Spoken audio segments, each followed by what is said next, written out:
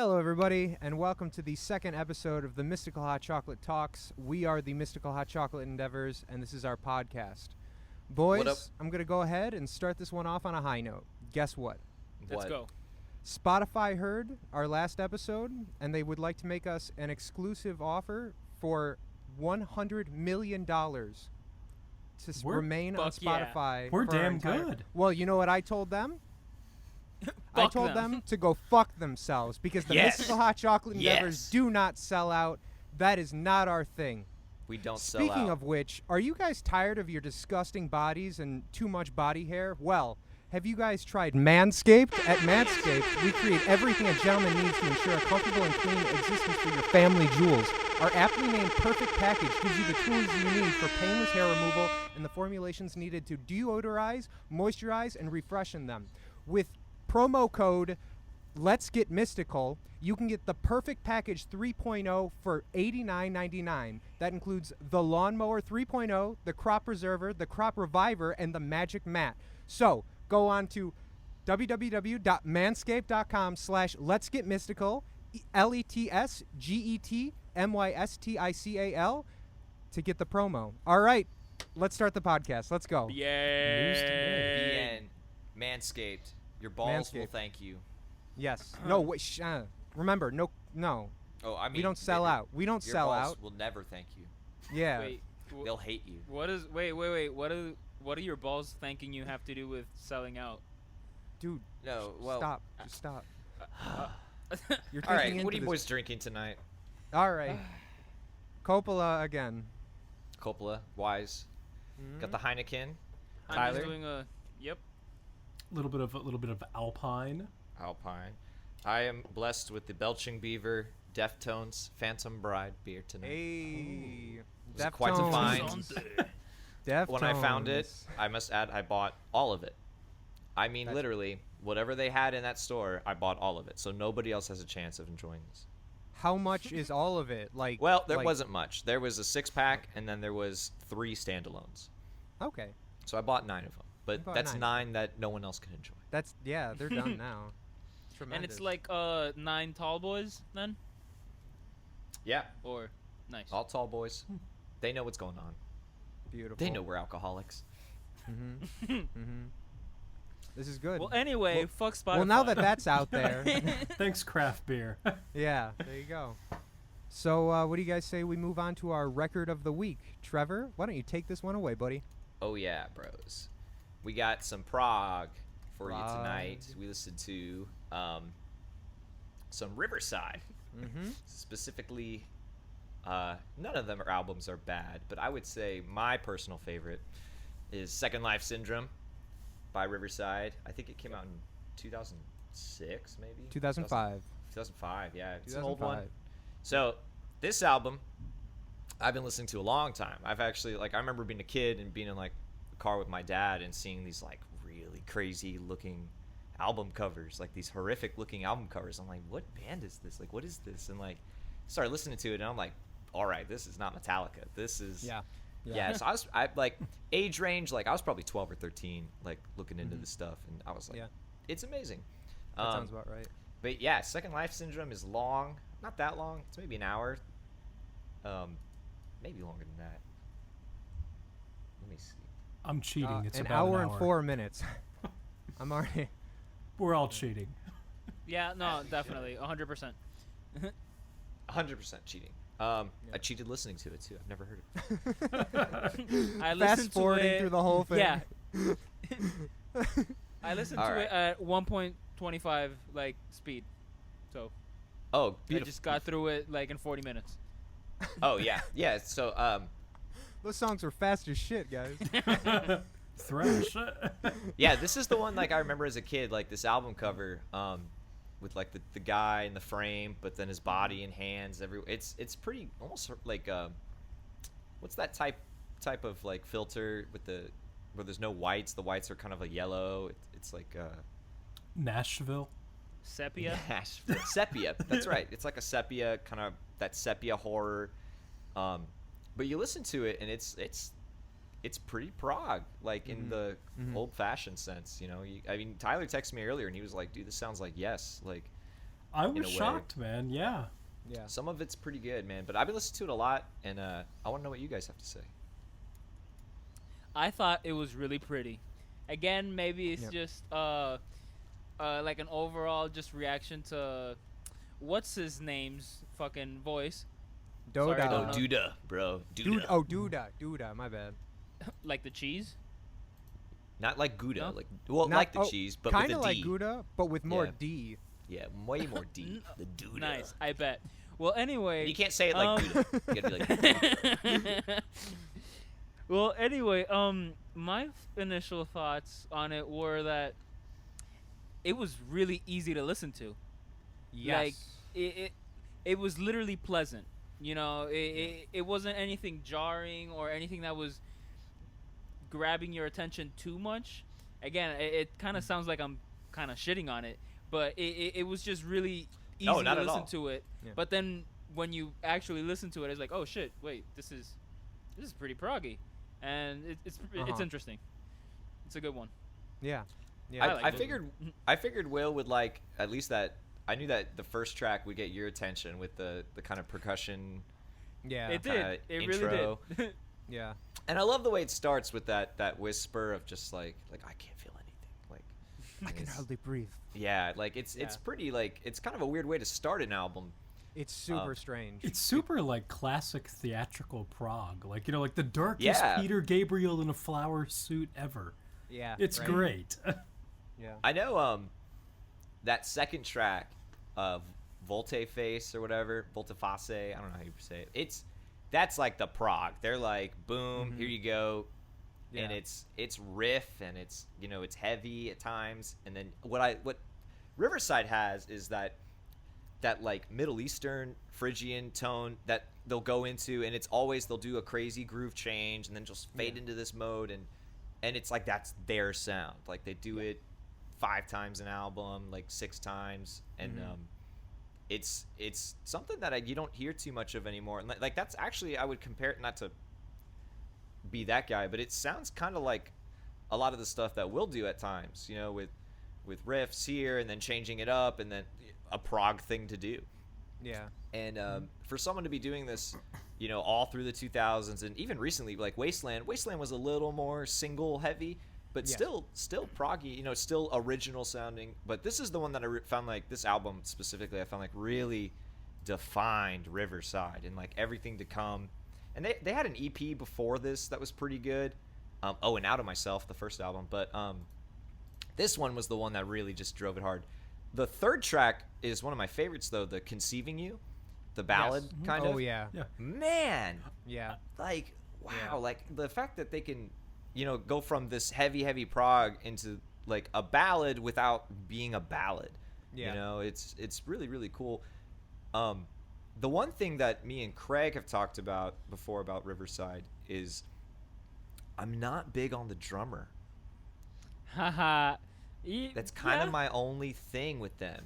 Like it fits, it works for them, you know, but it's the one thing of like major deity talent I feel like is a little slacking.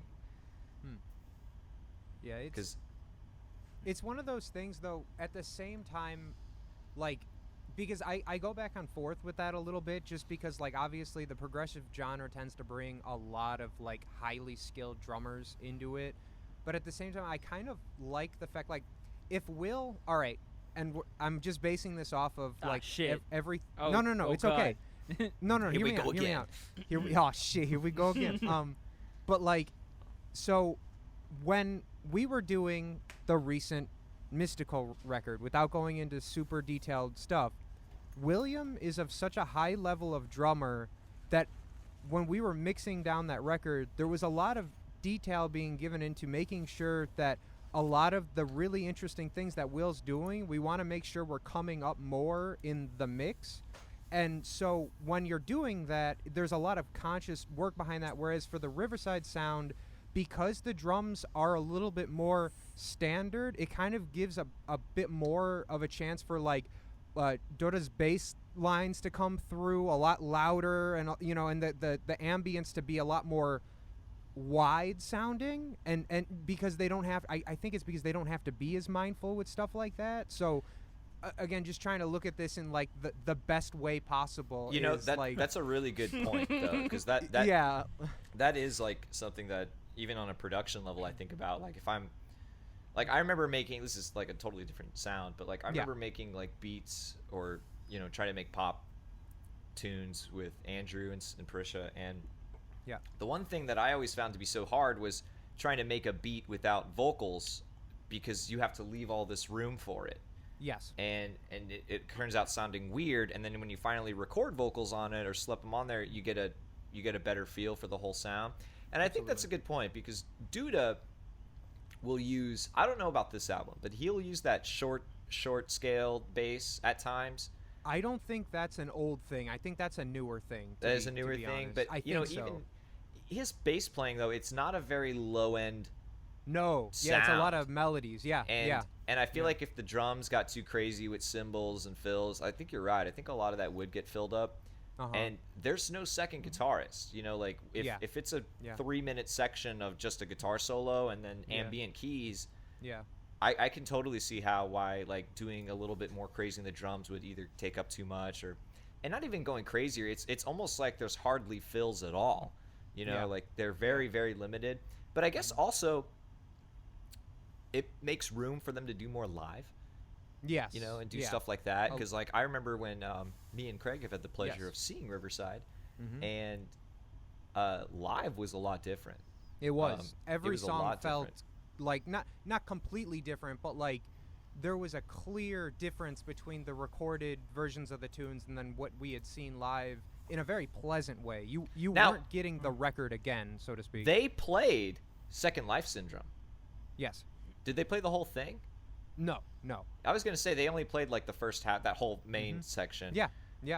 But that was really good. It was amazing. Yeah, I remember Where did you guys see them? What's that place in Cambridge? Oh, that really cool Sinclair? place. Yeah, the Sinclair. Oh, Yeah. cool. We saw them actually the day after graduation. Yeah. Oh, well. Oh, Graduating from the place that we shan't speak of ever again. Remember? You're right. I didn't Let's I didn't not, say the place. I don't need Yeah. to. No. But yeah, they. I think I agree with you on that drum thing. Maybe just for the full soundness of stuff. Yeah. It one- works. Another thing that just to draw a comparison with like Yes and some of the classic like symphonic prog type stuff.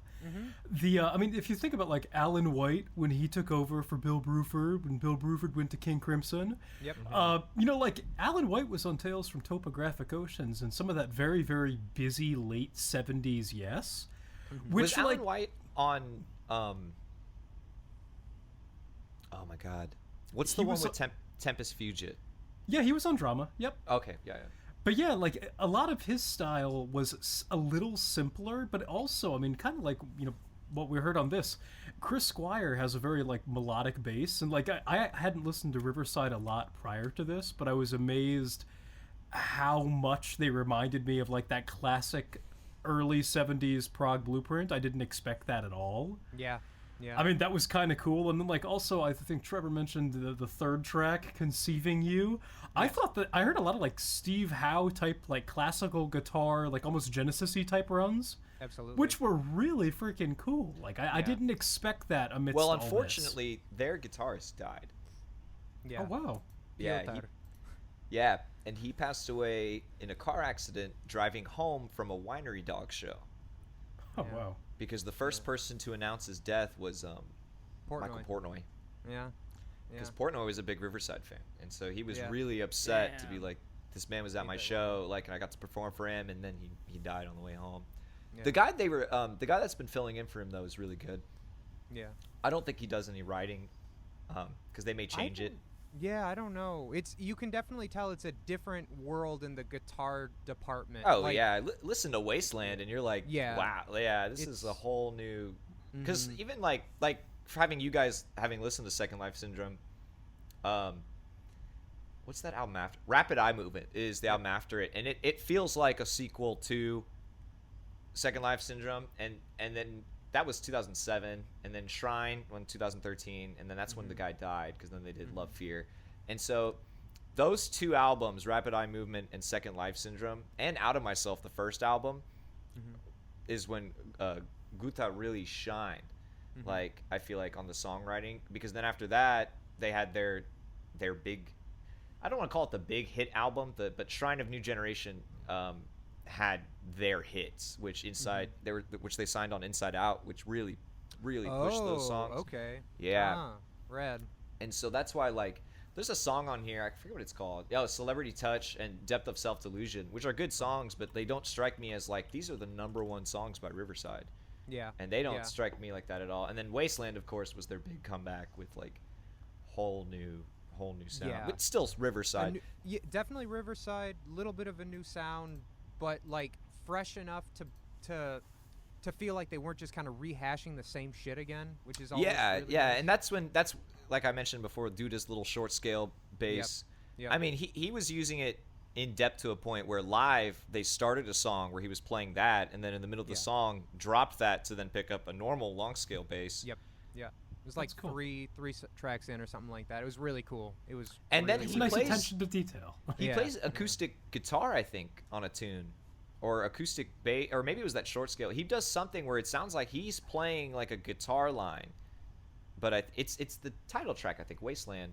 Was on it that new Wasteland? album. Okay. Whichever it's a long, 8 minutes. So yeah, it's one of the longer tunes. But he starts it and he's doing. There's like an acoustic guitar line, but it's him, Yeah. and I can't remember if he's playing like a weird bass. Maybe it's a bass hybrid. Yeah.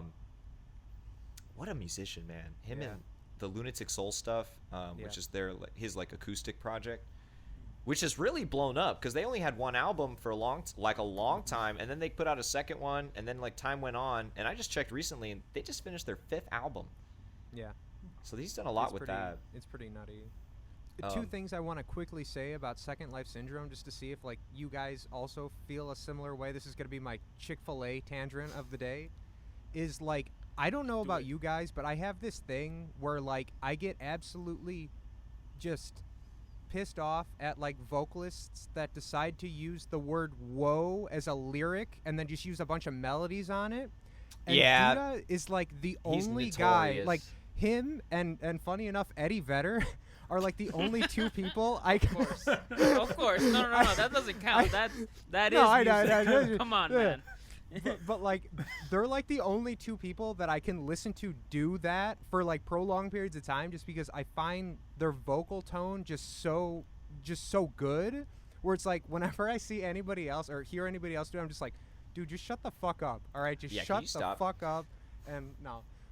But then the second thing I wanted to bring up, less angry boy moment right now, is there's something about like a lot of the, we'll call it like neo alternative music of like the early through semi late 2000s, the synth tones that remind me so much of television in that time. So like Criminal Minds and NCIS and Bones. Yeah. Like, Yeah. I swear to God, it's exactly the same sounds, and like every time I'm just sitting there and I'm just kind of like fucking saying to myself, like, oh man, this was a time, like everything sounded the same because like barely anything was like really being used, but this is awesome. I love this so much. But One of my favorite things about Second Life Syndrome is how the guitar tones are just like not great. they're Like, awful. It's they're bad, dude. fucking, It's like- bad. Wow. It's one of my really? favorite things though, because I Yeah, mean, I didn't man. notice. oh yeah, those tones are horrible. And They're But like, which ones? it sounds- Which ones? Because like the leading guitar the tones drive are tones. pretty. Oh, Okay, the okay. lead Yeah, tones they're very are pretty, particularly They're the all right. soft ones. It But sounds those exactly- drive tones, Yeah. like Well, I it's- noticed I'll it a tell you- lot on Reality Dream Okay. when yeah. you get to that like. I thought that was a groovy tune, man. No, No, it's a no, groovy. it's- Oh they're no, all it's great. great. Yeah. The But the writing is tone, amazing, yeah? but the tone it is sounds just, like early hits DI. still. sounds like a Yeah, Line 6 yeah. Insane Channel. Yeah. I'm One sorry. at a time, no. guys. The- One at a it- time. I can't hear you. Yeah, yeah. It's like the original pod, you know, the Line 6 Yeah. pod for, like that's the sound. It's like that with like the sustainer pickup, you know, is like all of the leads on that whole album. And you're just like, God damn it, if your No Choice wasn't spectacular, I would fucking hate this right now. Oh, absolutely. If True. Riverside's early, all this great stuff that we're talking about, if it wasn't Yeah. for the songwriting and Duda's beautiful voice, it would Yeah. sound like garbage. Like, Yeah. I don't know who Yeah. produced this, but they should get this shit like White Pony remastered. Yeah, Like, right. That would be yeah. awesome. Because that I don't know would if be you guys check great. that out, but next time I get around, we'll do that album. The remaster or the original? No, the remaster. remaster. Because Yeah. Okay. I'll just throw this in real quick. Should we and talk we'll get about back it to now or Riverside. later then? Because I'll No, just we'll bring do up it what later. they did. We'll do it later. Yeah, I'll just bring up what they did, but it's not like any remaster I've ever. In fact, I had to call Craig, make him listen to it, and then he called me back to confirm my theory. I'm listening to it, and I'm like, "Whoa, this is not the same album." Like what they did not was the same they didn't record. well, they didn't just remaster like the album. They went back and they reopened like the projects, and they used like different vocal takes. They reamped all the guitar tones to make all the guitars sound like modern tones. They reamped the bass. They revolumized everything. They added in. I'm telling you, they used different vocal takes. Like you'll listen to it and you're like, that's not how it went before. Like, and then they added in parts that weren't there. Like it's a straight up they didn't like re-record anything, but they went and they remastered the whole album. Yeah. And like it sounds so good. And if Riverside was to do that with like Second Life Syndrome, it would be great. They'd like, sell fantastic. a lot of copies of that shit, man. Yeah, well, I'd buy 4. Like, yeah. I'm trying to think. There was another song on this album that I thought was really pretty. Oh, I Turned You Down. That was a good one. Well, there's like fucking 4 ballads on this album, man. Like it's like it kind of, it all starts, in a similar of enough way, but like it moves like a movie. It's got a very film-like essence to everything that makes it just what it is, and it's crazy. My earliest like time finding out about Riverside, I had to like check out what the record was called, just so. Back in 2008, when Joe Satriani put out the Professor Setchfunctious and the Mysterian of Rock record, me and my dad, me and my dad went down to Guitar Center in Chicago, and like because he was doing like a clinic down there, like a free clinic for everybody to show up at, and I was there, and we got there real early so we could be close enough. It was a really great time. But as we're standing in line, like we're talking to these guys to, I think it was the left of us in line. So like, again, we're going back many years, but as we're sitting there talking to them about like music and stuff like that, I remember the guys asking, us if we'd ever heard of Riverside. And so what my dad used to do is he'd go to the public library and order CDs to come in because they're all connected. So like the CDs would get shipped to that library, and then we'd burn them on the computer. Oh wow, that's pretty wrong. That is so nice. But so that is no. Some illegal shit. Is that what you're about to? That's organic LimeWire. You're good, man. Yeah. No, yeah. bro. That's how it's supposed to be done. Fuck Spotify. If you're Fuck gonna, Spotify. Use the Burning the library. Dude, you. Rip Anyway, our podcast sorry. from the library. but yeah, that was the first time I'd ever gotten them, was when my dad got it in. And like I just remember, because at that point, I think 2008, I was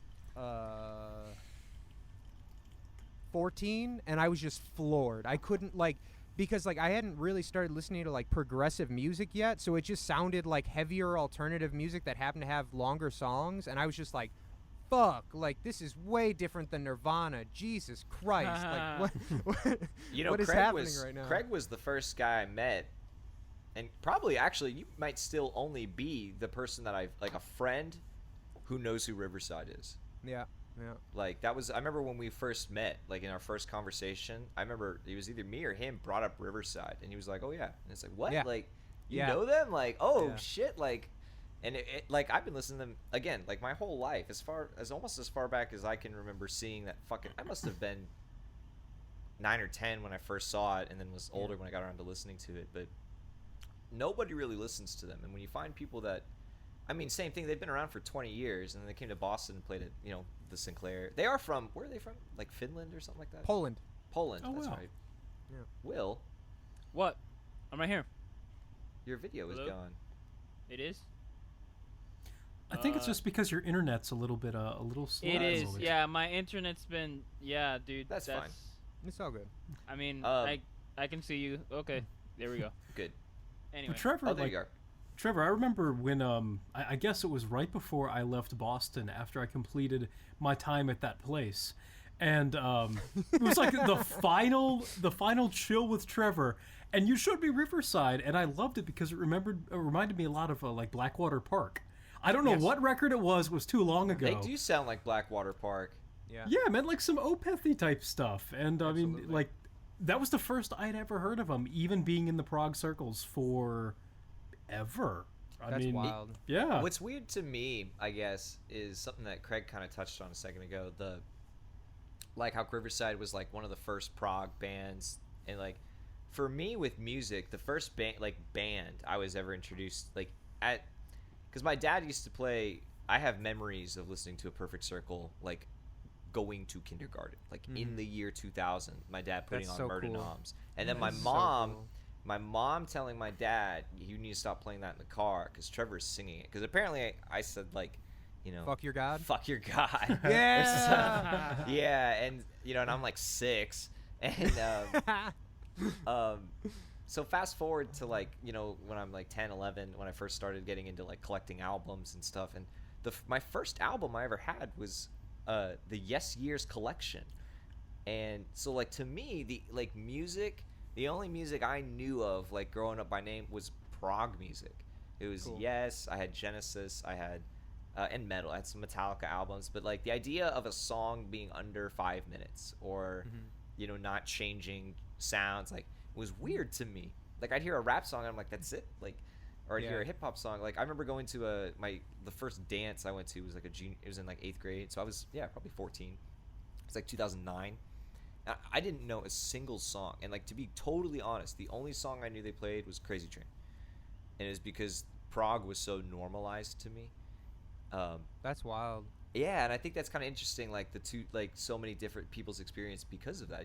Think about what people grew up with. If you grew up listening, like me, you grew up listening to prog, like this kind of stuff was pretty normal to be introduced to. And then you get to like someone like you growing up with like the 90s stuff, heavy Nirvana, like, and then you get to something like this and it's like, whoa, like this is like it was weird, man. I mean, I had that with a lot of that kind of shit, but like I remember that was a big one by comparison to a lot of the other shit that I'd heard at that point in time, because like I knew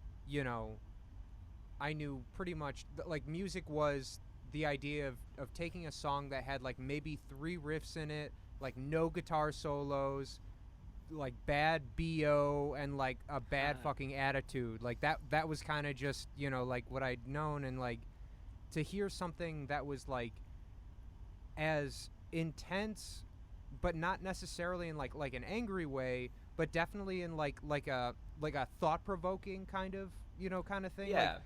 Like, you didn't need lyrics to make you feel something over an elongated instrumental section. Like they're really good at that. Oh yeah, and they're really good about melody writing. Yes, very. Like it's like you're in one melody and then you're in another, and then the guitar solo is centered around a melody, and then the vocal melody is reprising the melody from earlier, and then like a whole song change, and then we're in a whole new melody, like new thing, like and they're so pretty. And then one of the things I noticed about like specifically the song Second Life Syndrome is like I remember driving to it and I'm listening, and like at one point the verse kicks in or something, and I just kind of started humming the opening melody. Okay. And it fits over like the entire song. Like, and it's like they wrote the whole song like around that sound that the melody produced, and like at any point in the song you could hum that melody and it'll fit and it'll work, which is crazy because that song changes so much, but it still fits and it still works. And it's just their ability to write a song, Duda's ability to like really organize this stuff and make it fit together right. Their Bach's favorite prog band.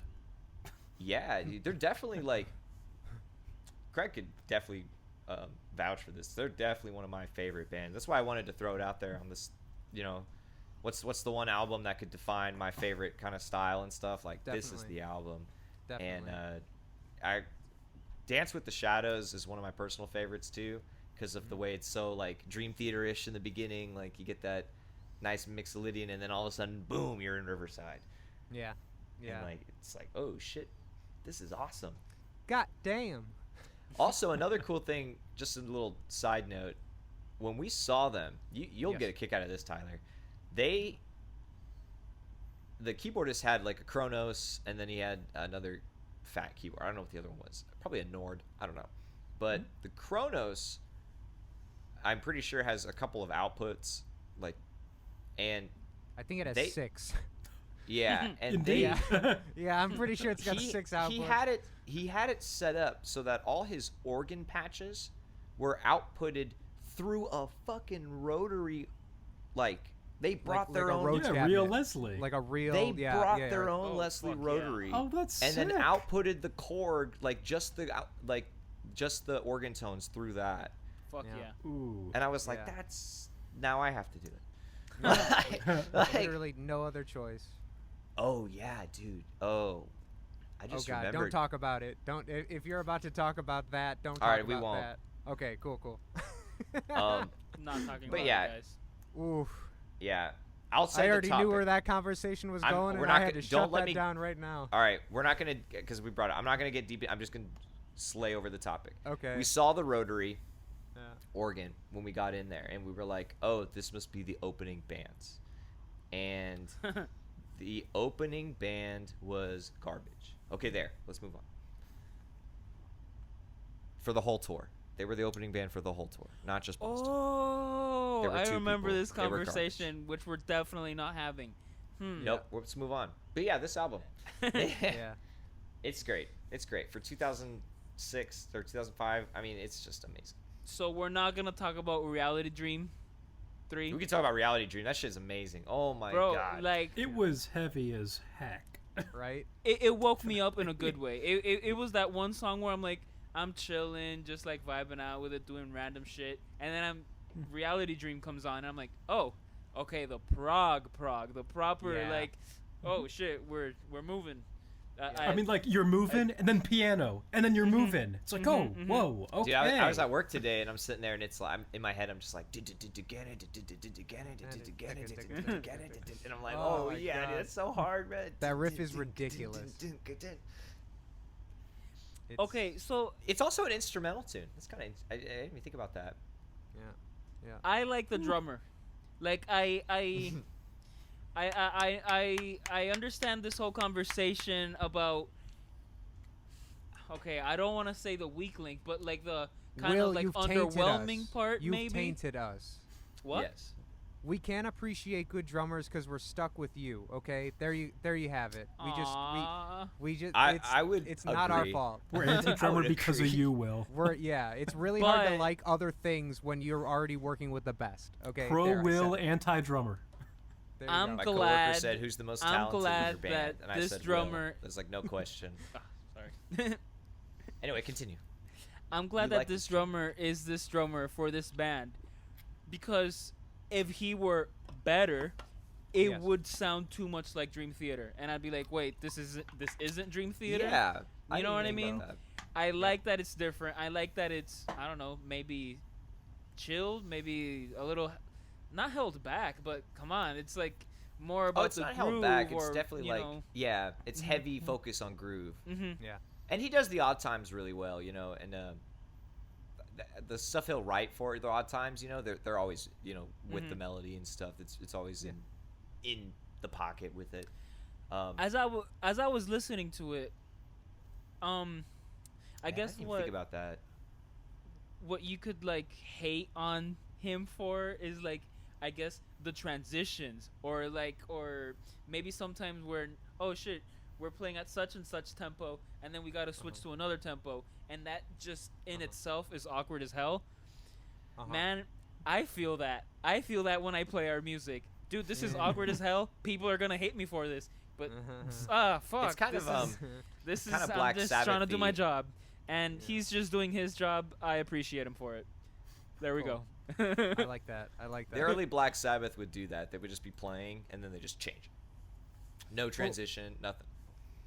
What's that? There's a really great Black Sabbath meme where it's like the first 3 minutes of a Black Sabbath song, and it's got like the Grim Reaper standing in front of a castle and a grave, and then it says the next 3 minutes of the Black Sabbath song, and it's like groovy, and then dancer like a cartoon dancer at like a disco. Oh That my sounds about God. right. That shit's I saw funny. Black Sabbath. I saw them once too, Really? actually. Yeah, I saw them on the 13 tour. Oh, I saw them on the final tour they just did. Oh, cool. Well, Cool. just did 4 years ago. I 5 mean- years ago now. Either of you guys, did they still have any gusto in 20 whatever the heck you saw them in? Yeah. I would go ahead and say that it was on par with just about any other kind of metal yeah, I would- performance that I have ever seen. So I went and saw it. Yeah. I went and saw it, and Mike went and saw it. And Mike said he would say it was like that it's on par with any great, like any show you would go to and expect to be like that was amazing. Yeah. It was pretty good. You know, like Awesome. you get what you get for 70-year-old Ozzy, but Yeah. the sound is there and the tone is Yep. full, and more importantly, Geezer and Tony still rip. They are Nice. both just Yeah. kill. I know they have the new drummer. Yeah. But he's great too. Doesn't matter that those two Yeah. slay. Just Yeah. like murder the whole show. And without a doubt, one of the heaviest like live, like rhythm between bass, guitar, and drums. Like there have been few bands I've seen that have sounded as heavy live. Like Yeah. it's the fucking apocalypse just opening up in front of you, and you're like, Well, they well, aren't you open guys with like that. fucking 70 years old? Like what's happening right now? And they're just like, now you They die. open with that. Yeah, they open with that first tune off the first album. That's like just super like 1-5 flat 5 like. Yep. Yeah. And yeah. War Pigs? it's No, no, it's Black Sabbath. I'm pretty Oh, sure. yeah, it's yeah, on- yeah, yeah, yeah. It's off the Yeah, album Black self-titled, Sabbath. yeah. Oh, I think Sorry, the song jeez. is also called Black Sabbath. Yeah, yeah, That's what I'm saying. yeah. That's what I'm saying. Yeah, that's Yeah, what I'm saying. but like Yeah, they sorry. open with that, and you're like, Yeah. what? Like I'm here because I think when I saw them, I had made a post. And if I remember right, when at the time they were a 42-year-old band, something like that. Like, can you What? imagine? Oh, Yeah. I'm sorry. I heard you completely wrong. No. I'm like, who in Okay. that band is 42? What's No. going on right now?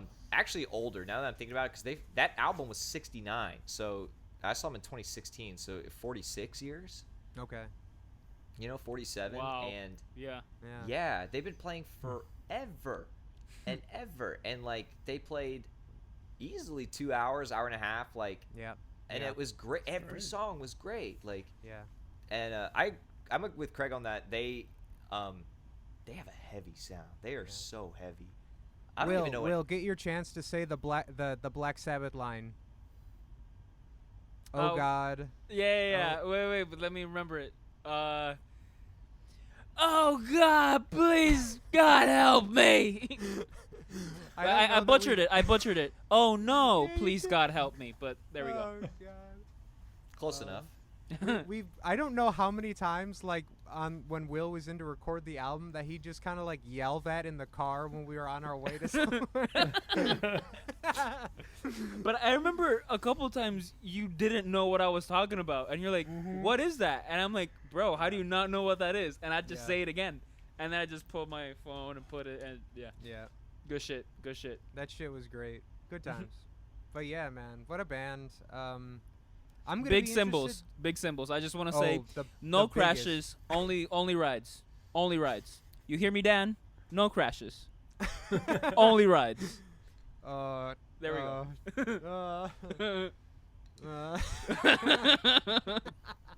He's gonna be mad at you. God. What do you think of since you saw Black Sabbath, what did you think of the song choice? Because they only played, at least when I saw them, they only played stuff from the first 2 albums and then Children of the Grave. Well, to be totally honest, it's been a really fucking long time, so I'm not entirely like remembering the live set. Other than But the was it fact like that- mostly classics? No, it was a lot of the new album. Like I said, they were out promoting 13 on that tour. So like 13 was there was good.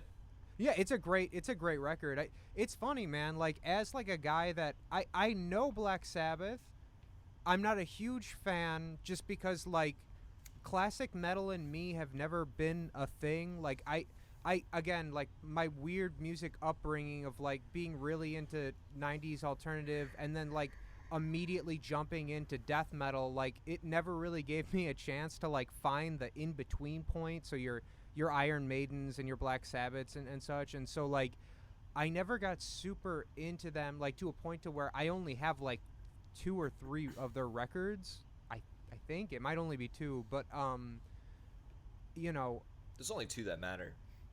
okay. Oh. Okay. All right. 2 that matter, like on an influence level. Oh, okay. I see. I Yeah. see. So like the first 2, right? Is Yeah. that what you're saying? Yeah. Yeah, the self-titled and Paranoid. Yeah. Those 2 course. albums are just, and like their other stuff's okay, and like the Dio stuff is like, Well, Masters of Reality, that like Yeah, that's the one might with be Children of my the Grave. personal favorite. I love that. that's the 4th album, I think. But still, like it amazes me, these bands. I mean, they're putting out like 4 albums in like a 3-year span. Yeah. Yeah. You know, like 4 amazing like albums. Yeah. All their time with Ozzy was great. I didn't like any of the Dio stuff that much. Finally, somebody said it. I was about to say it too. I was like, bro, Heaven I've and Hell is never not that listened to good. Dio. Who the fuck It's is good, Dio? like, but it's Dio's got a great voice, but I just don't care for his songwriting that much. Now, correct me. It is or is not Holy Diver an album? Is it just a song or is it an Holy album Diver as well? is an album. Okay. Okay. All right. So, really quick old tour story, and the reason why I can't listen to Dio anymore. Like, again, a tremendous singer, but I just I can't. like that you say anymore. Yeah. Well, I mean. So you have heard Dio. Yeah. Okay. So, way back in like 2000 and I think it was 13 or 14, Hatestorm went out with a band called Master, and the guys in Master must have played the Holy Diver album in over like a 5-week span. I think they probably played that album like well over 30 times. No way. Like, That's a lot of times. dude, it was one of those things where like I swear to God I thought they were fucking with us. Like I was like, there's no way. And like every time they're singing along with the lyrics and I'm just like, oh my God, I'm gonna kill myself right now. Like I can't don't I talk thought we to listened strangers to Toxicity and a and, lot, like, oh and my that was like God. 3 times. That I was gonna say, but okay, wait. Before we start talking about Toxicity, so wait, you weren't the one driving, is the deal. though. Okay.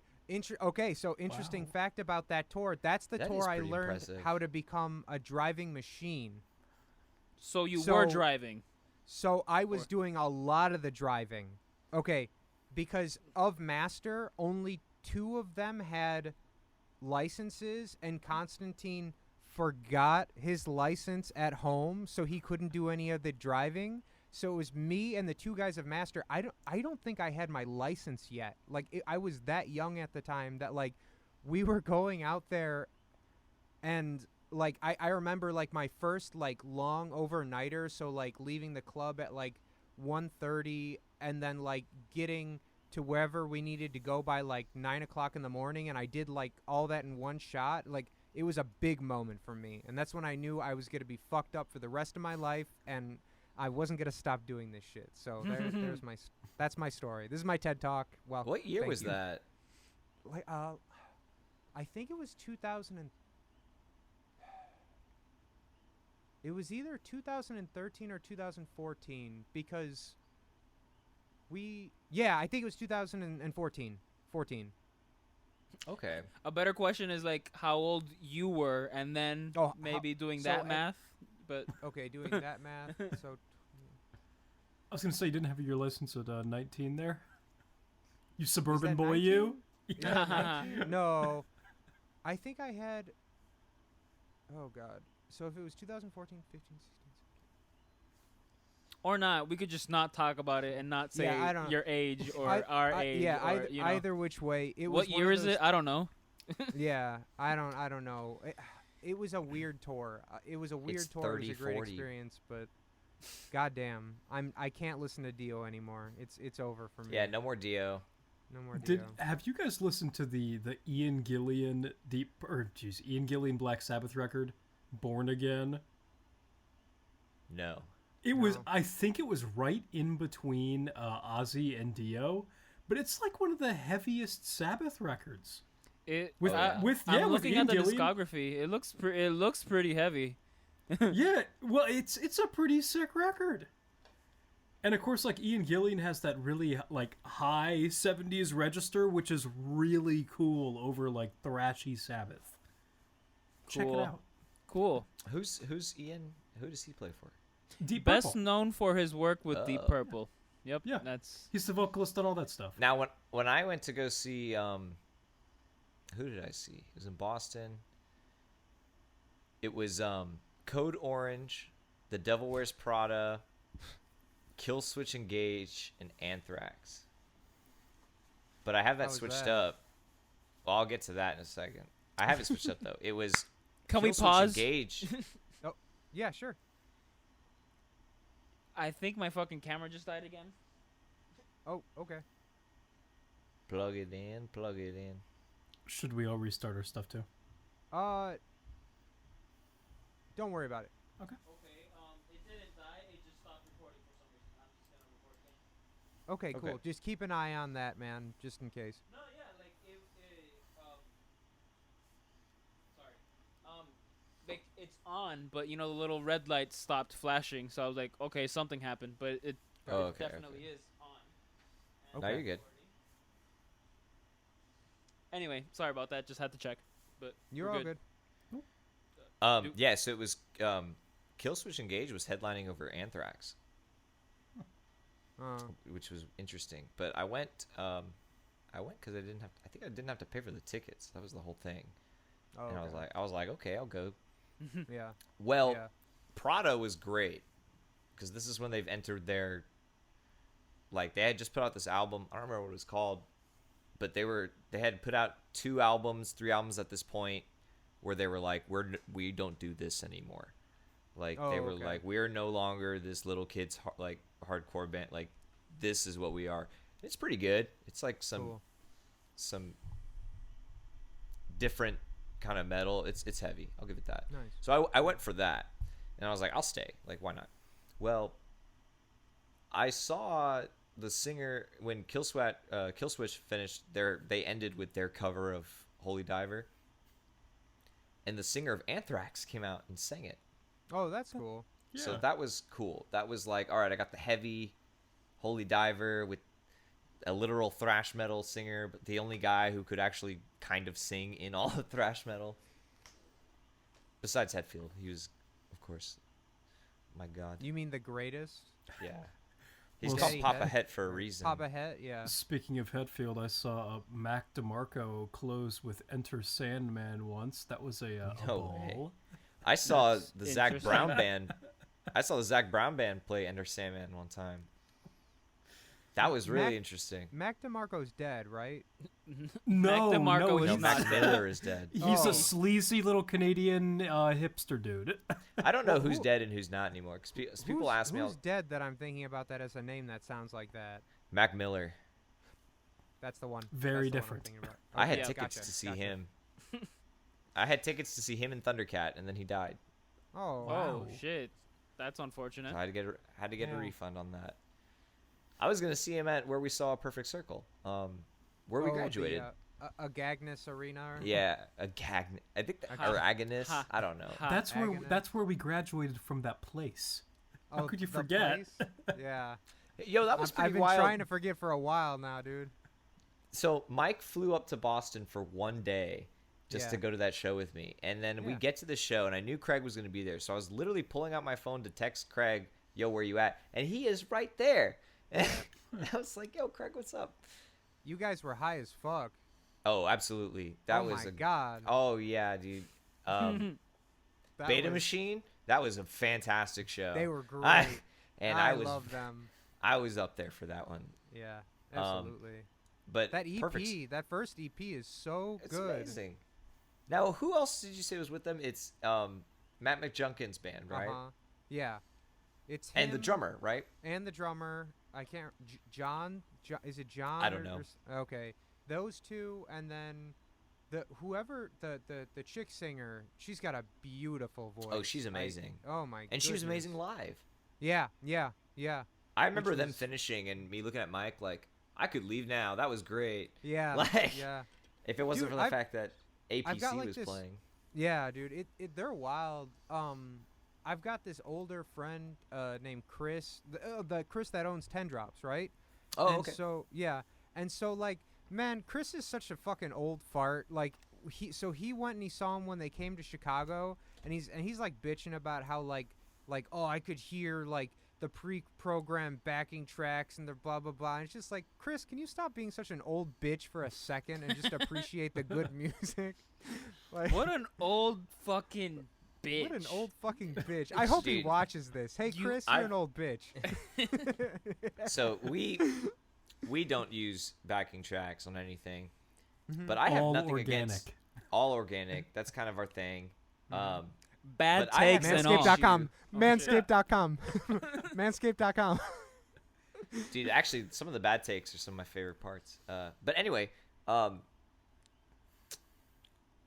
I don't always mind when I see a band live that, you know, goes for organic, but let's say there's a couple of parts where they have to, you know, backtrack some shit or whatever.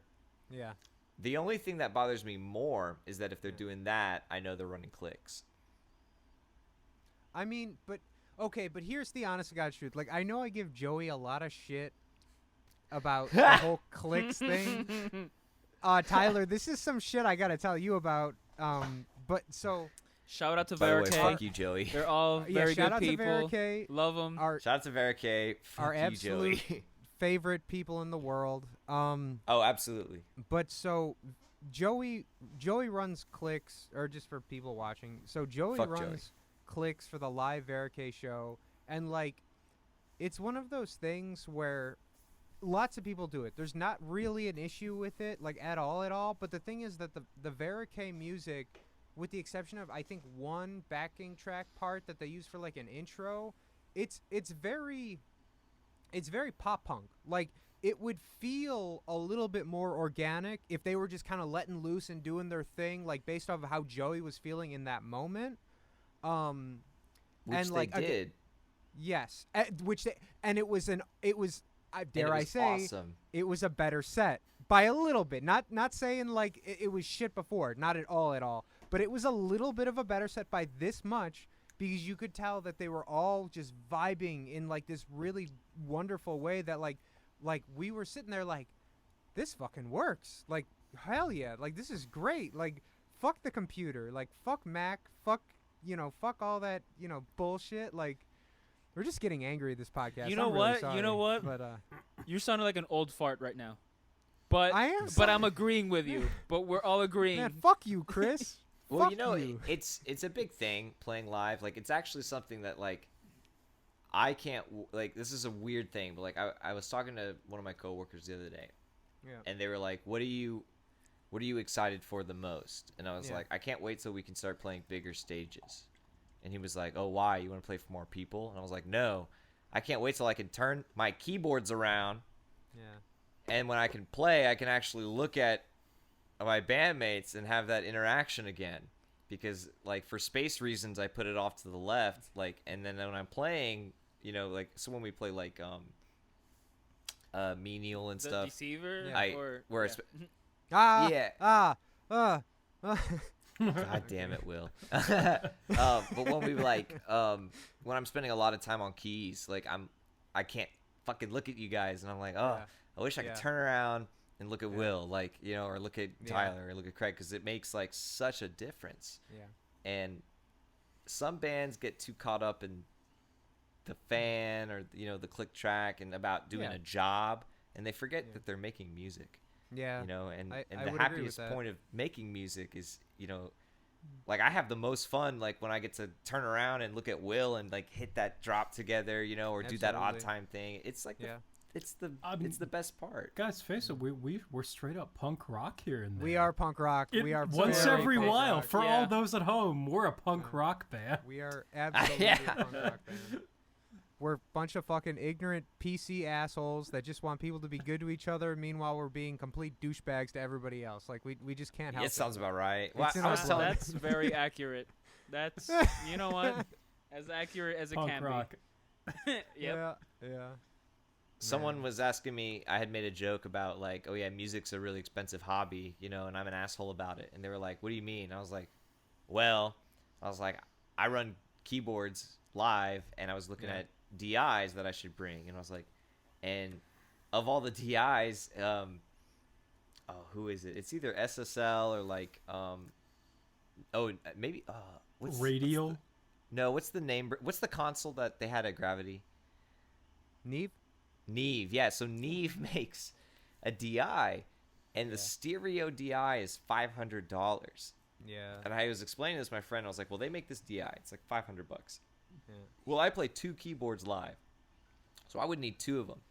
I said, so I brought this up to my vocalist Craig, and I said, "Hey, man, yo, instead of getting a radio, I was like, as a joke, I was like, yo, I should get these DIs. They're like $500, but it would sound good." And he's like, "Okay, you have to get them now." Yeah. I was like, what? He's like, yeah, they're the best, so we have to get them. Gotta get them.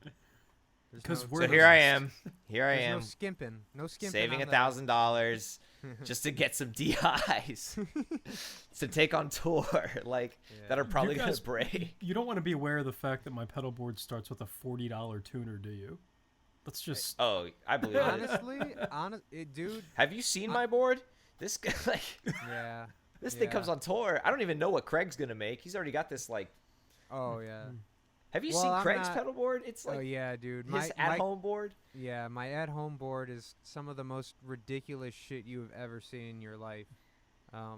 Is But there, take is there a this way and to 2 show the keyboards. viewers your home board right now? Oh, you know That's a what? crowd pleaser. That is a crowd pleaser. It is a All right, beautiful organism. It's a great board. All right, everybody, welcome to my home studio. That's my at-home board. I put that together right after we finished tracking the guitars for the most recent Mystical record. Interessante. Moy. Well, let's see if I can even get it. Yeah, That's the Oh, Trevor there you go. tour board. there you go. Oh, you got some extra Earthquaker on there now, don't you? I have That's like where it's at, man. 4. Ooh, that's new. You wanna sound like a pretentious asshole? Earthquaker. there you go. It's great. It is great. It is great. I was pretty excited when we had to tell our management what gear we used, and I'm sitting there like, Earthquaker, Earthquaker, Earthquaker, Earthquaker, JHS. It's crazy. I use What- the JC Penny brand pedals. They're I guess they to add do the thing. to add to our assholeness, everything on my board is 9 volt. There is no digital computer bullshit. Like everything Nice. is analog, including the OctaSwitch controller. That thing has dip switches. Like it's all analog. It's a 'Cause I great don't- unit. I don't even know what I that don't- means, but that sounds great. I don't want anything. I don't want a So computer good. running anything. You know, I don't. I It didn't sounds want. transparent. Doesn't that sound transparent to you guys? Like organic and transparent and Yeah. you know. Warm. I don't even know what the Warm? fuck Oh, you're yeah. talking about anymore. You know why? No. You know Rich? the number one Does it reason? sound rich? You know what the number one reason is? I went 9 volt to I everything. make I didn't drums wanna buy those sound good. stupid That's adapters. all I know. Yo, Trevor, actually, didn't you pick up a new amp in the last year, or am I wrong on this? It's right here, bro. I was gonna say, want to Oh, you tell us haven't about seen that? it. It's Exactly. right- Yeah, dude. I got that Friedman. Trevor, what were you saying about your app? Oh, I got a new one. Yeah, let's hear about it. I got a lot of new stuff, but let's see if I can get Well, it in. people don't give a shit about most new stuff, but we do like that amplifier. So go ahead and talk about that. Yeah, bro. I got with the Friedman, man. I like well, I bought it on tour because it was at Chicago Music Exchange. Had one. Yeah. It was the JJ, and Yeah. it's Jerry Cantrell's amp. Mm-hmm. It's Tour with who? Jerry Cantrell of Alice in No. Chains. Tour. You were on tour with who? Oh, the Mystical Hot Chocolate Endeavors. And We are sounding sick. no. And Oh, and Vera K. And Vera K. Screw our friends. We're awesome. What, what an And I egomaniac. hate you Holy guys. shit. God damn. Woo! But yeah, so I used to run, I guess, as a guitarist, for any guitar players out there. I had a Helix. I've had an Axe FX. And I did not like the Axe FX that much because I used maybe 2 or 3 patches. And then the Helix I liked a lot. And I took it on the tour with the Mystical Hot Chocolate Endeavors and some guys. Vera K, amazing. The girl is amazing. The guys could eat shit. Yeah. I think the drummer has a thing with bears or something. Oh yeah. Yeah. The drummer's got this weird thing for bears. It's really fucking strange. Dude, he is beyond tree hugging. Like he You know how Quentin Tarantino has a thing for feet? Well, he has a thing for bears. It's really strange. That's a great comparison, Will. God. But yeah, sick, I bro. miss If you them. want to hear it, you should come to see the Mystical Hot Chocolate Endeavors on some unknown tour date, probably in August. After the apocalypse? Yeah, probably after. Yeah. I mean, Or we during. we can go to Florida. The apocalypse doesn't exist there. That's true. Every day is the apocalypse in Florida. They've got Tom Brady. We can just go there anytime we want. It's free, Hey, guys. they're pretty smart, man. When a hurricane comes, they all go outside and they put their fans out to blow the hurricane away. That's genius. What? Yeah, it works That wow. for them. Why do we That- even have science? Why? Yeah. That is science. What do you mean? It's Floridian magic. They have particular sets of skills that are good at dealing with these kinds of things. That's like Colin putting a 2x4 in the front of your pickup truck automotive repair. Bingo, bango, buddy. I would also like to go on record and say I have absolutely nothing wrong with Florida. I think you're all wonderful. I just think that you need to be a little more careful with the virus. That's all. They've got a record. They've got a history. And, Yeah. you know, stereotypes don't come from nowhere, supposedly. Are you And talking about Florida Man?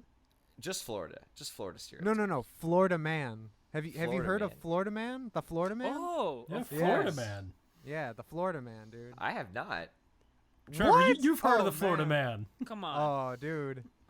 The all right. Florida man. You've been on Florida Reddit. man. You've heard of Florida man. It's wow. Okay, well I'll educate Trevor just for a little bit. If you go on Google or whatever your search engine is, if you just search Florida Man, you're like just that's it. You're going to find hundreds if not thousands of news publications of Florida Man doing some crazy fucking shit. Like Exactly. making love to alligators and killing Mickey Mouse and Now- like the fucked up shit, man. He's a wild guy. This looks like a multitude But isn't of there guys. isn't there like one specific Florida man, but this is like more on a positive note? Like on It's one not of a the, positive thing. No. No, it has it its is own positive, but go Wikipedia on. page. Okay, all right. There was one that like in one of the like bad hurricanes that they had, he just went out on the street like shirtless and with a flag and just like screamed I've at seen the that. hurricane. Yo, With dude, Slayer? that- With yeah, the they put that to Slayer flag? Slayer. Yeah. Yeah. A perfect example of Florida Man doing his thing. All right, I get it.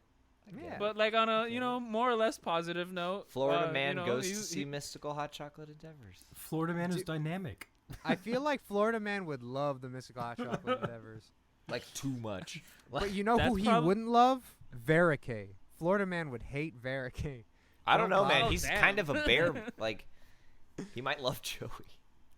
What? Oh, Florida Man. Florida man loves Joey. Oh, That's a great headline. Florida Man can't get enough of Joey. Oh, dear God. Joey. Just like how Joey can't get enough of bears. It's all the same thing, man. Does anyone remember how that started? Not a clue. Not a fucking clue, dude. That was a weird tour, man. We were like, we're gonna steal vans, or no? What? Van Bros. Yeah. Oh no, we were van bros, but we were gonna steal Or Trailer Bros. trailers. Trailer Bros. Oh my God. No, we had it right. We would steal No, it was trailers. It was Trailer Bros. I'm 100% certain on this. So what was it we stole? Vans? Vans, yeah. But we we would stole steal- other people's vans. Yeah. But we would whenever we steal saw vans. a trailer, we Yeah. We'd bros with the admire, trailer. yeah, like, hey man, Yeah. that's a nice Wait, trailer. were you guys committing grand theft here? What? We were Yes. considering, Yes. like, Yes. heavily, 100%. heavily considering Grand Theft Van. Like we'd see a van. Why and do we'd you be think like, I got a speeding ticket in California? Because Trying we to- were driving a stolen van. Gotta catch up to that fucking dude. Like, You know what the best part about that was? Craig was sleeping in the back. Wait, Craig. So you woke up to a speeding ticket? I woke up to a cop. I didn't just wake up to. I woke up to a cop. I. Okay, you finish this, then I'll tell you what I woke up to. All right. So, yeah, I remember it was one of those like crazy long hauls, and like after a certain amount of time, everybody starts peer pressuring me into, Craig, you've been awake for like 17 straight hours. Go to sleep. And I'm like, fuck you guys. Okay. And then I go to bed, and then I wake up to the police every time. I can't just wake up to like. Good morning, Craig. How did you except sleep? for when I drive. Every time? Come on. That seems a little bit much, but okay. I have a 100% success rate with Ivan. 100. Ivan and I are fond of each sex other. rate. Okay, here's what You know I what? remember. Because Craig was in Yeah. the back at least, and like Will got a speeding ticket. Yeah. I remember when we had to park in, it was like the Flying J was closed or whatever, and so we parked across the street in like some random like lot, like a big lot. I straight up, like, laying where I was, woke up and looked up to a cop looking in the van with the van door open. Oh no! You're talking about California, right? After I don't remember where we were. I When- have no when idea. I think that was when- California, but when the like parking we lot were, was we were full? sleeping. yeah, Mhm.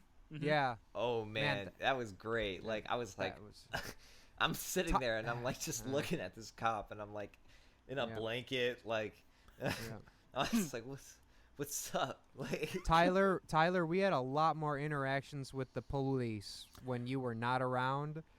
I think Beth was like calling them in, like, "Hey guys, you got to get out here. These yeah, that these was guys the are only thing that she's a narc. changed. Well, I mean, do you guys remember the border crossing on our way back into the U.S.? Trevor, have you heard about this? Yes, but I don't remember. Well, I mean, okay, so basically, like, Montreal to the Vermont border is like maybe what, a 45-hour type drive. And, I told everyone, because I'm the Canadian, like, I got to get over the border guy. Like, let me know when we're approaching the border. Give me your passports. I'll do the thing again. We'll stack them the right way with everything opened, So, what happens? I'm a little stoned. I had a good show. So, like, I wake up to this guy with a flashlight. Passport. It's like, wait, what? Yeah. Where am I? I'm, like, laying in the back seat with no seatbelt on. Just, like, staring at the ceiling. Here's, another guy on the floorboards. Another two folks just like laying in the back. We're all asleep. And they just let us go. Yeah. And I think at one point, like, we forgot some paperwork for a trailer.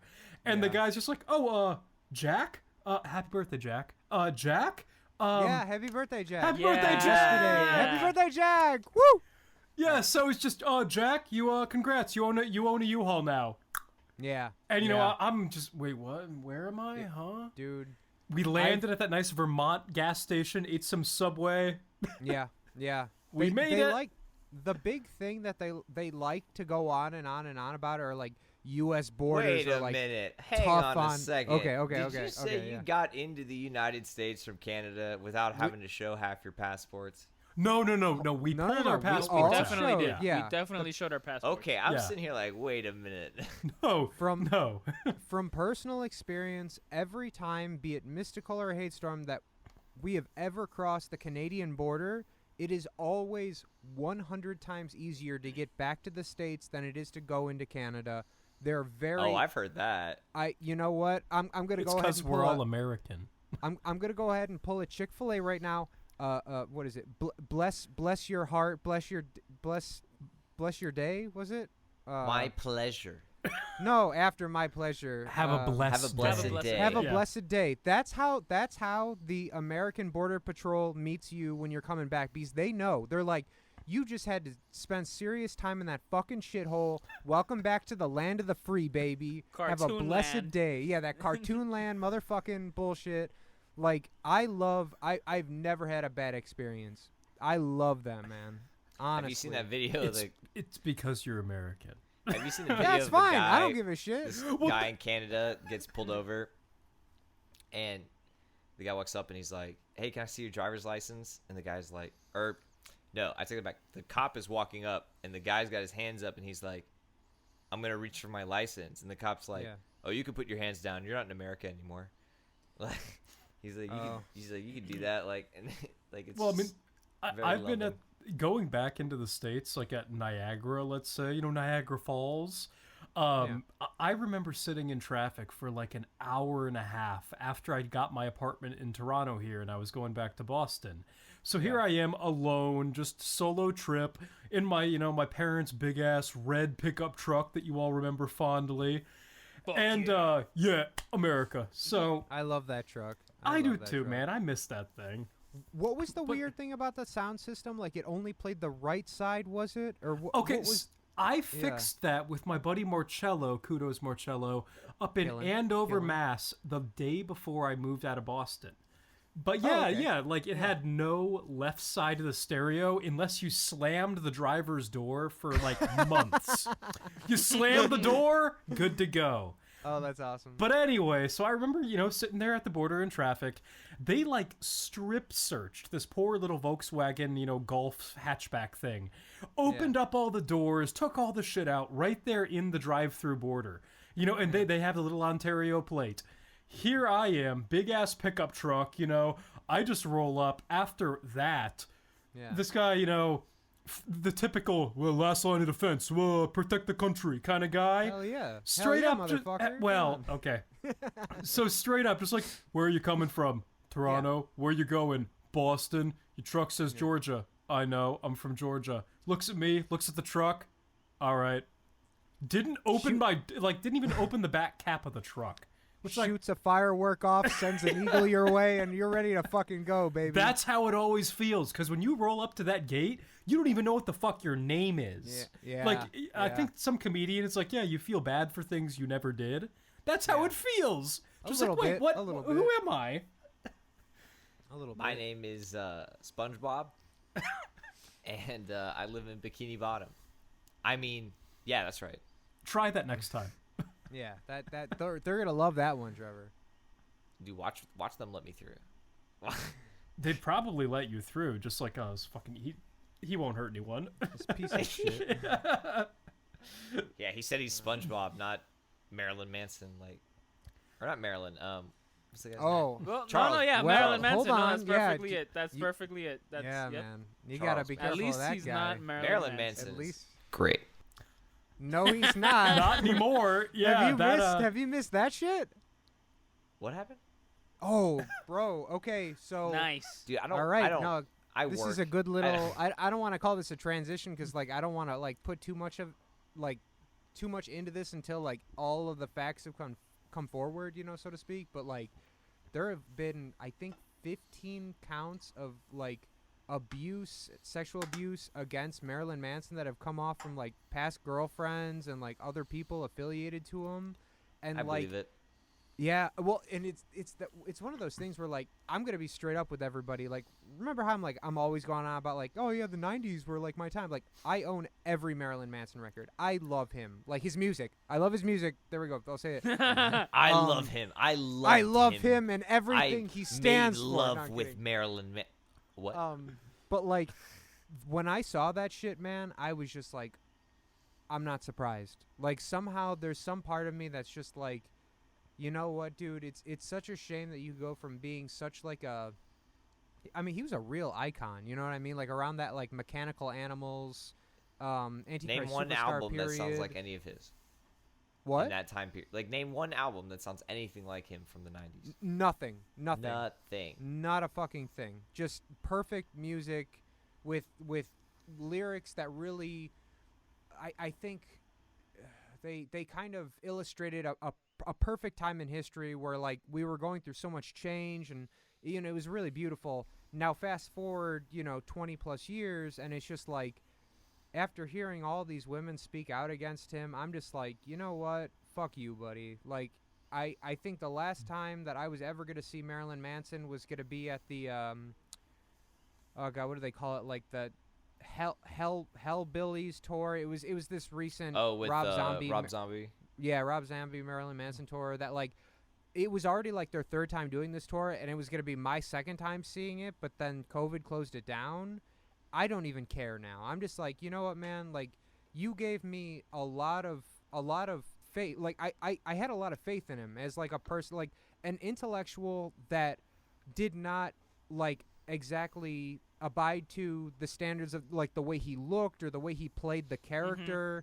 It was like, I stand for something different than how I physically present myself. And it's like, no, you're just another fucking demon. You're just a piece of shit motherfucker that like, I can't wait until we can stop hearing about you. I'm hurt. I'm not as hurt as these women, and they're the ones that need to be getting the forefront and the light on all this.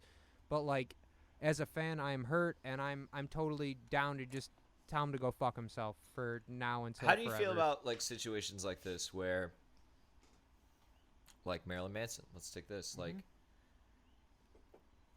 like there's a lot of people that say it's wrong. Like, if you don't like because of what he's done, you shouldn't even listen to his music. Or like, if he puts out anything, like let's say 5 years later he puts out a new album. Like, how people feel about like some people like won't listen to like Louis C.K. anymore. Yeah. Or anything like that. Yeah. Like, how do you feel about that? Like, just cancel culture more broadly. yeah, I mean, to a point where they say like, if somebody does something like this, then even supporting their art is wrong. Supposedly. Let's just say it. This is an awesome question, by the way. Good on you for kind of coming to this. But it's one of those things where it's gonna take me a long time to venture back into his music if I go back to it. I don't know. It's just like, it's a weird thing. Like, I don't know if you guys remember, it was right before our third year at the school that shall not be named, when all those accusations of the sexual harassment on behalf of Maynard came out. And I remember there was like that. Oh, you don't? Okay, that was a big thing that happened for about a week. There was a week of like, this person came out, they had said they'd been harassed by him back in like the early 2000s, late 90s, one of the two. And like, for that whole week, I couldn't listen to Tool. I was just like, there's no, like, what? You got to be kidding me. Like, what's going on? Like, it made my stomach hurt. I just couldn't, like, it was just unnecessary. And like, after that week, Maynard comes out, he says, I'm sorry, I hadn't, kind of spoke on behalf of this earlier. I'm just not on the internet as much to kind of address these things. I'm just going to let you guys know this is absolutely false. There's no, and so like, obviously that's just like, you could just be doing the Marilyn Manson thing. He himself got on Instagram and made a statement on like, I'm very careful with all my partners, whatever. But so after that, they discovered that the account that had made these statements was a bot, like a fake bot account. It wasn't a real human being, and I was just like, oh my god, thank God, like, because it that hurt sounds me, to me like something that I may have read and just like literally just didn't believe, because I would have like, because I would need to see something like, like this, like 15 to 40 women come out against me. Like, I may have read something like that and just brushed it off, but it would take, but it's understandable, like if I was to read something like that, with a band like Tool, I mean, that would really, kind of mess me up in a way, like it's weird for like, we're pretty young in relative to people, and to see like musicians or people of like their generations die and stuff and go on and pass, and or be caught doing things or whatever, like you start to look at that, like, well, the 90s is coming up for that era on a lot of things, and to think that musicians that like now we have grown up with you know, are going to start being in news headlines for things is kind of scary in a way, because you think about someone like Maynard, like to have him be, what if he was charged with sexual abuse? How would that make you feel about Tool? I already know. It was horrible. It was the worst. Like when I thought that was like one of the worst weeks of my life. Like I remember me and Will, right? Will, we were going to look at a possible apartment for you, and I brought it up while we were walking down, you know, near the Commons, and like it was bothering me, like really, really hard. And I'm really glad that shit turned out to be a negative, because like I'm one of those people that, like, you know, that discussion comes up of like can you separate the art from the artist? I have a really hard time with that. Like I really do. That's really interesting. That takes on that, as far as, I mean, like, problematic artists and whether or not we should, I mean, obviously not support, but whether or not, you know, that invalidates their art. I mean, particularly for artists that are close to all of us. Yeah. You know, like you're saying with Tool. I mean, like, I just had, like, for the, you know, the few circles that might watch this that would be into, like, Ariel Pink, indie rock guy that I was always into. I mean, I've shown all you guys his stuff.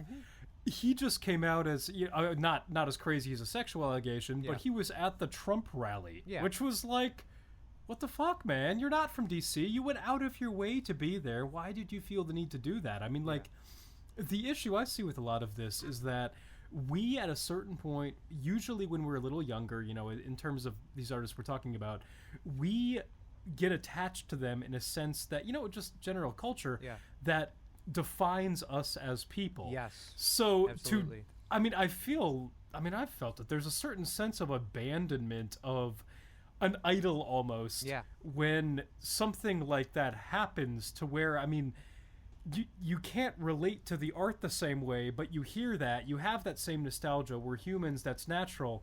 How do you reason with that emotional response with an intelligent response and an emotionally intelligent response to all this? I guess it also would change depending on, like, say, let's say Maynard, since we're talking about that.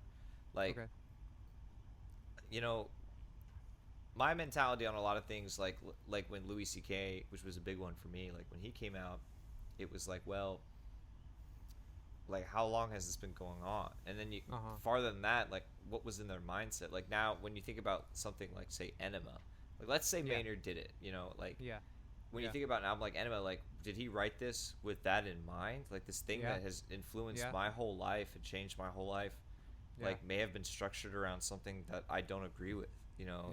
And that's it's a betrayal. It's a betrayal. Yeah, I think that's the troublesome part. Is it's less of, it's almost like beyond the crime you've done. It's like, well, you've influenced all these people in such a way that now, exactly the way you said it, like, you've betrayed them, like, you've lied to them, or like you've given them a reason to think that, like, these original, or like these big thoughts that we've had from this music or this art or this comedy or these movies, like, are thoughts that we've got from it that have influenced our lives in a way we may have mistaken, and then it affects us, because there are things, like, I've seen movies that have changed my whole life, like my character, and I've heard albums that have changed my character, and and Tool is a perfect example for millions of people. Tool has changed millions of people's lives, and to imagine that it could have been based on, like, a child sex thing, or like any, to think that Stinkfist would have been about a little boy, you know, or something like that, like, that would have changed my life. Like, I would be depressed and suicidal. Like, that would have absolutely ruined me. And that's just me. Think about the millions of people that are already in these kinds of states that look for bands like Tool or people like Maynard. Like, thinking of Maynard helps me get through the day sometimes, because I look at, like, him and how busy he is in his work, and, like, it makes me want to apply myself to a better person. And so Marilyn Manson is another person. Honestly, you know, like, he's influenced tons of people to, like, help break away from societal structure and be yourself. And, like, to find out shit like this, it's like, we didn't mean it like that. Like, Exactly. It'll fuck people up, man. It gives a very different angle to everything that he's kind of ever done, because I mean, you start looking into these allegations, and they're women that are talking about being threatened for their lives. They're talking about women that are being locked into rooms for days at a time and starved to death, and women that are being threatened that he's gonna like have people kill their families. Like, I mean, really fucked up shit. And not just like, again, like, I never want to discount anybody's singular, like if one person comes out and they said, well, this person said or did this, let's say there's a 50% chance that like that person is lying, right? I don't want to, like, I always want to give somebody the benefit of the doubt, but at the same time, you're not, I'm sorry, what's the term? You're not guilty until or innocent until proven guilty. You're innocent until guilty, right?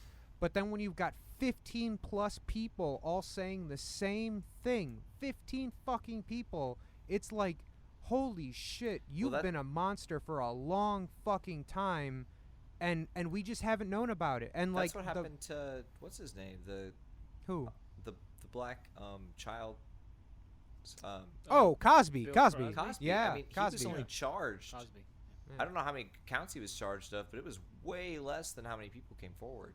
Yeah, man. Well, and a lot of that, and this is something that I was actually talking with Mike and Tony about, like a week or two ago when all this shit was coming out about Manson, was the fact that Cosby, there's two particularly strange things about him. Is A, he was borderline unaware of what he was doing, in that, like, there's like recorded evidence of him, like, he was calling the women afterwards saying like, yeah, like, by the way, I had a fun night. Like, you think like naturally you date rape like a woman, and then like the fucking rapist would be like trying to stay away from the person, whatever. Like, he'd hit them up the next day and be like, by the way, that was a lot of fun, hope we can do it again.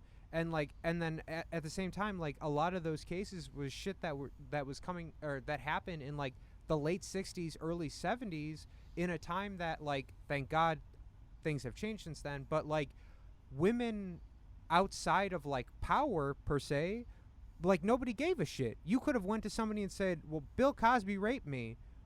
I'm sorry, who the fuck are you? Like that, because like women were still at that point, like in the way that the structures kind of worked out, like, it's like, who gives a shit? It's just like, well, guess what? We need to start giving a shit. And like, that's why things have developed to where they are now, is that we can make sure, or we need to, and that we need to. Yeah, exactly. But like, that we've reached a point to where everything should be taken seriously all the time, because it's just like, just because one person says something doesn't necessarily mean like, oh, I'm sorry, we only have one case of evidence against this person, therefore, and by the way, they're famous, so we're gonna, and this person makes a lot of money for us, so we're gonna kind of write this off. Like, and as this whole Manson thing's been going on, like, there's all these people, like his management, Wes Borland from Limp Bizkit, the guitarist, like, all these people coming out and saying, yeah, by the way, this guy's been an asshole the same time. I don't know how you fuckers never noticed it. And he's just like, well, then why the fuck were you saying this earlier, so we could have been giving people a heads up, like, yeah. Oh my God. And I've been giving this asshole money every 3 or 4 years when he drops an album. Like, God damn me. Like, and it happens on a minor scale too. People just don't talk about things. Like, my mom is a teacher. And she teaches like 6th grade. It's like 10, 12, 13-year-olds. Yeah. And she teaches in like a very, very low income area. Well, like, there have been times where she's told me, like, a kid brought a gun to school. Okay. Well, he brought a gun to school like 3 days in a row.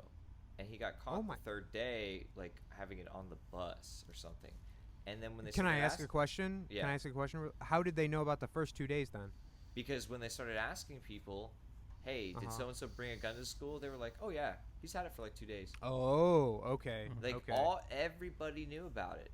Nobody because said snitches anything. get stitches, everybody. Be warned. Snitches but like, get stitches. it went to I mean, it's like a dangerous point at that. Yeah, like, a that's scary, dude. got a gun in school. He's had it for 3 days and nobody said anything. God damn.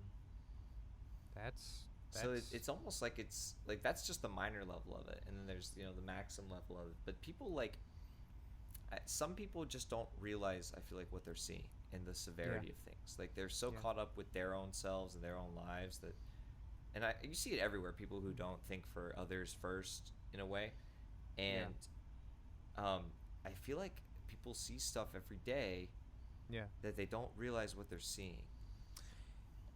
Yeah, it's very interesting that you say that, and to that I want to say how surprised I was when you said the whole thing about like, okay, let's say that Maynard did fucking sexually abuse someone. Yeah. I don't even care about what he did. I feel betrayed. So that to me is the interesting thing where like, well, it like in my perspective where like what I think is like, you can separate the art from the artist, but knowing that the artist is a bad person. But like in that I mean like, no, we shouldn't support the artist that is a bad person. But when you consume art, in my thinking is art is a reflection of like humanity in general. Like genuine art is like, oh shit, a human made this, and fucking humans are pretty fucked up.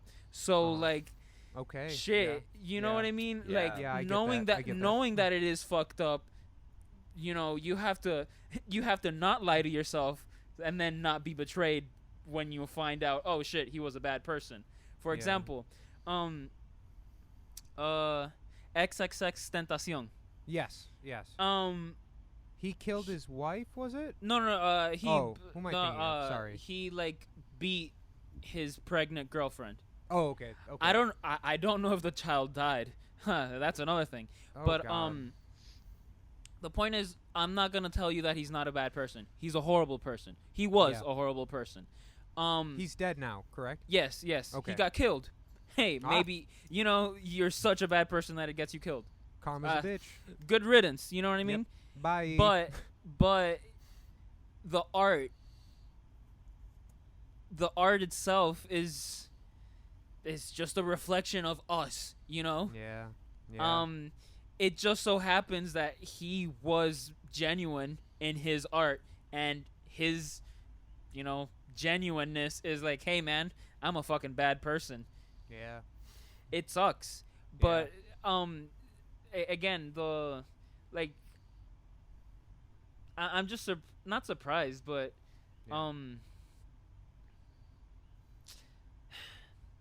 not lying to yourself. Just that. Just the not lying to yourself, and then, for example, not for example, but again, like feeling betrayed because you believed that Maynard was a good person. You know what I mean? He may or may not be. I think he is. He is a good person. You know what I mean? Yeah. But damn, if he ends up to not be, shit, that really sucks. And I probably wouldn't listen to Tool for a while, or any of his fucking projects for a while. No. But the art itself kind of stands by itself because it is a monument to just how shitty we are. Yeah. You know, at first it's like it's a good thing, and now it turns out it's a bad thing, but it's still real because hey, fucking men are still fucking beating up women every fucking day, and it fucking sucks. You know, that truth is regardless of not, or regardless of like whether or not we have a good person making good art or a bad person also making good art. The horrifying truth is still there. So I don't know. Another thing to think about though is how many people are we just not aware of that are bad people? You know, like these are only the people that most have been caught up or come forward. Like I mean, also you're saying that morality is subjective. You know, that someone is entirely good or bad. I mean, of course we're speaking of entirely heinous acts here that are clear dividing lines. Yes. But I mean, when you're making a statement like broadly, how many people are good and bad people? I mean, wonderful people do horrible things and vice versa. Yeah. Absolutely. Yeah. But I wonder how many people that like in the term of like their art, like say music and stuff, Yeah. Like how much of the music that I take away or that I have an influence on, may actually have sinister backgrounds and sinister, bringings behind it that I'm just not aware of.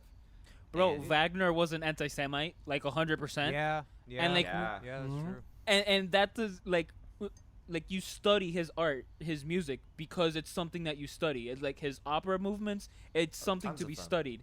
He's Yeah. a fucking anti-Semite, like 100%. Like Yeah. it's not a.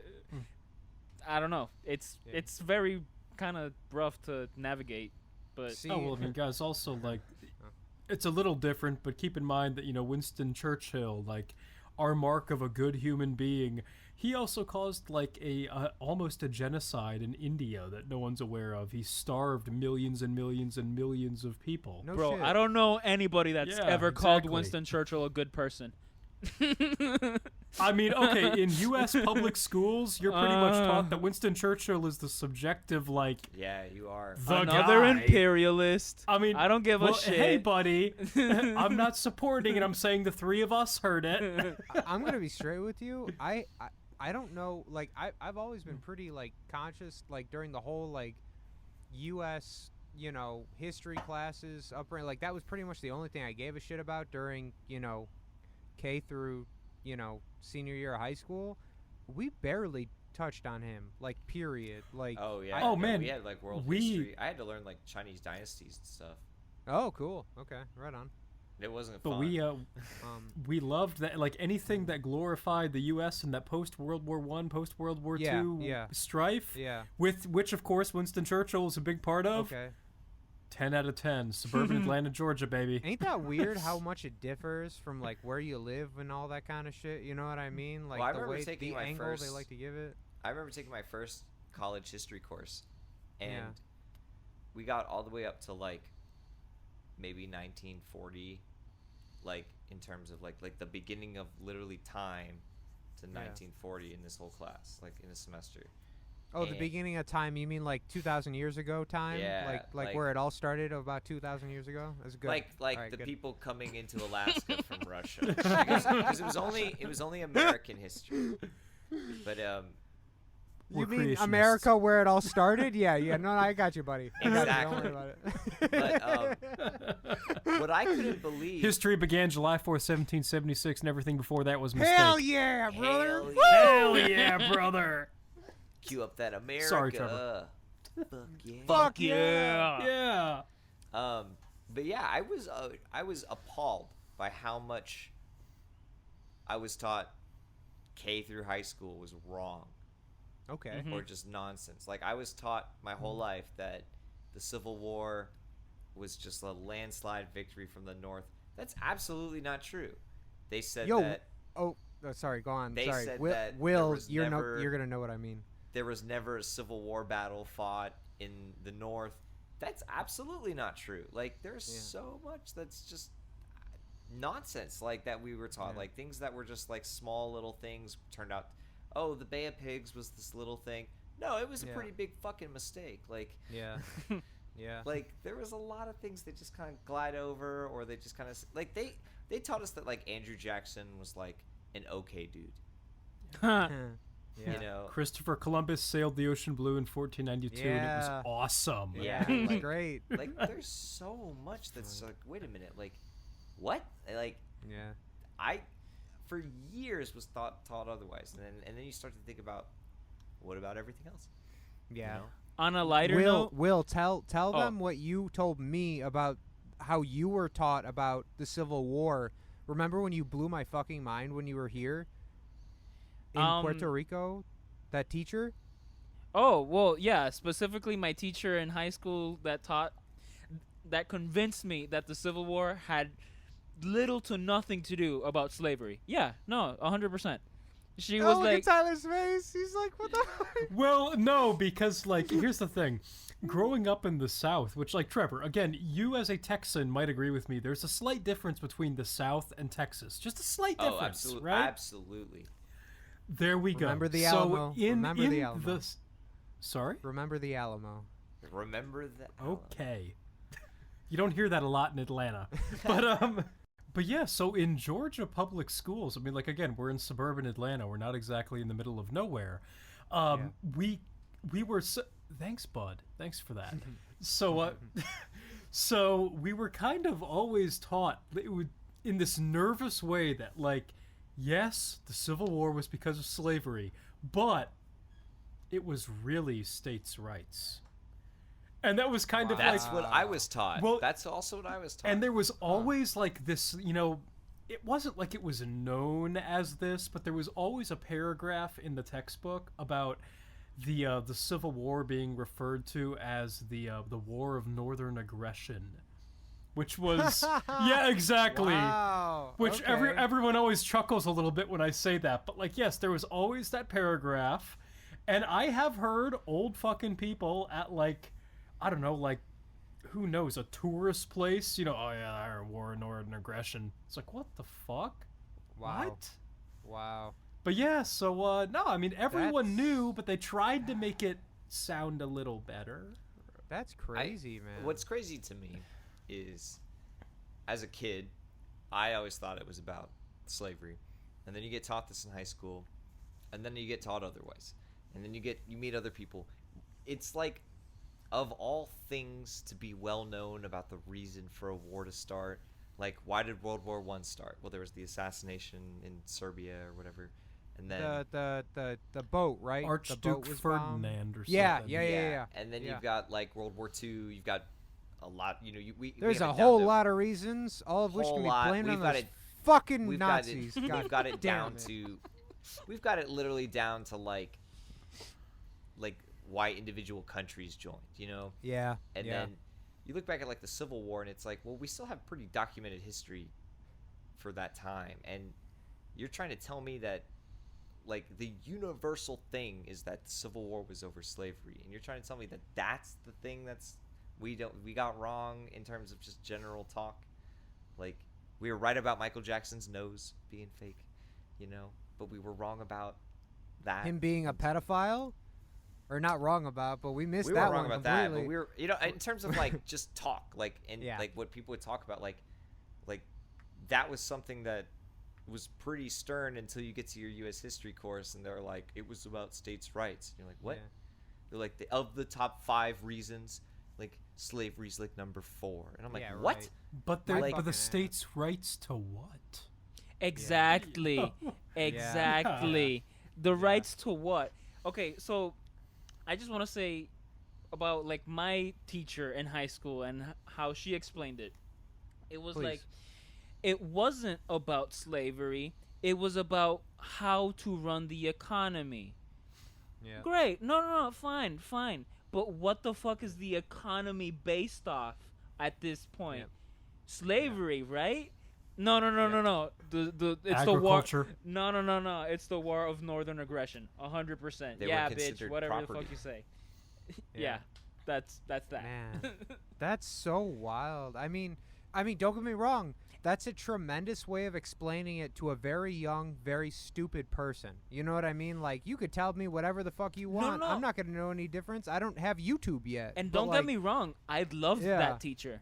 Like, the Yeah, reason okay, why that's I good, that's believed good. her, or, like, the reason why she convinced me, is because Yeah. in almost every other fucking aspect, she's fucking Yeah. great. You know what I mean? Yeah. But she's a Just happens to Republican. be a little but she's a racist. fucking Republican and a little bit racist, I guess. And she fucking Hook her lo- up with Skillshare. she fucking loves Yeah. Tom Brady, so there's that. Oh, there you have it. They all do. They all I had do. to say, I had a You similar hear he didn't experience. wear a mask, right?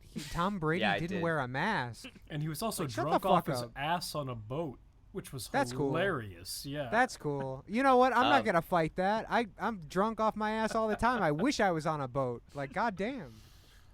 Real quick, on an inside, I had a similar experience like Will, where I had a 7th grade, we had Texas history, Okay. and we just learned about our state. And I remember learning so much about, like, the Alamo and, like, Okay.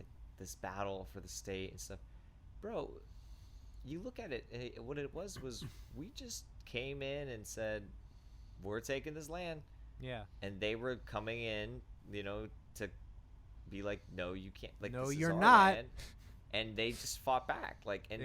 There's this whole remember the Alamo, these people died. It's like, well, these guys were invaders. Interesting fact. Maybe we shouldn't have been there. That's kind of what it is. It's just a failure. And then, what was it, like a week later? There's the Battle of San Jacinto in Houston, where it was an 18-minute battle, and from that point on, Texas became its own thing. But it was so crazy. It's crazy to me when you look at it. It's like, well, there's these people that lived here and they called themselves Texan. They grew up here and they were just like, well, we want this to be our land. It's like, well, it doesn't work like that. Like, there's law, and they were like, no, and then they were just a militia. They were a militia that got together, and they were like, it'd be like right now if we did it right now. If we did it to America. They tried that just a few weeks back. I'm sure they did. And it just why are we told this is all such great things? Yeah. We should look at this from what it really is and learn from a worldwide perspective. I'm going to be honest with you guys.